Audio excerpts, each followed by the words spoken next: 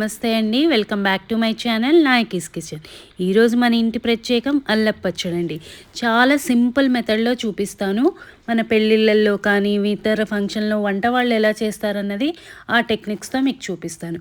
ముందుగా మనకు కావాల్సింది చింతపండు. ఒక పావు చింతపండు తీసుకొని వేడి నీళ్ళల్లోనే నానబెట్టుకోవాలి. అది మాత్రం నోట్ చేసుకోండి. చన్నీళ్ళల్లో వద్దు, వేడి నీళ్ళల్లో నానబెట్టుకొని తర్వాత మనకి కావాల్సిన ఇంగ్రీడియంట్స్ కొద్దిగా ఎండుమిరపకాయలు 15 దాకా తీసుకోండి.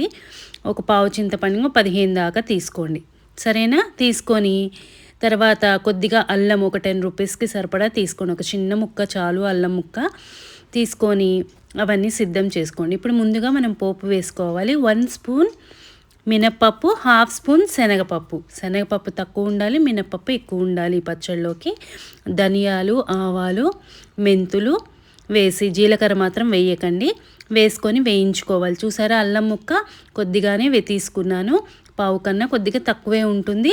తీసుకొని వేయించుకొని చక్కగా ఎండుమిరపకాయలు కూడా వేసి వేయించుకొని ఇంగు వేసి చక్కగా మీడియం టు సిమ్లో పెట్టుకుని దోరగా వేయించుకోండి. చూసారా, చాలా సింపుల్ మెథడ్లో చెప్తాను, చూడండి జాగ్రత్తగా. ఇప్పుడు ఏం చేస్తారు, ఒక మిక్సీ తీసుకొని ఎండుమిరపకాయలు, కొద్దిగా రాళ్ళుప్పే వాడండి. మెత్తనుప్పు కన్నా రాళ్ళుప్పు అయితే చాలా బాగుంటుంది టేస్ట్. కొద్దిగా ఒక చిన్న బెల్లం ముక్క కూడా వేసి ఫస్ట్ అవి అవి మిక్సీ పట్టేసుకున్నాను. మిక్సీ కొద్దిగా ఎండుమిరపకాయలు అవి నలిగిన తర్వాత పోపు దినుసులు కూడా వేసి ఒకసారి మిక్సీ పట్టుకోండి మెత్తగా. తర్వాత మనం నానబెట్టుకున్న చింతపండు గుజ్జును కూడా వేసి బాగా మెత్తగా మిక్సీ పట్టుకోవాలి.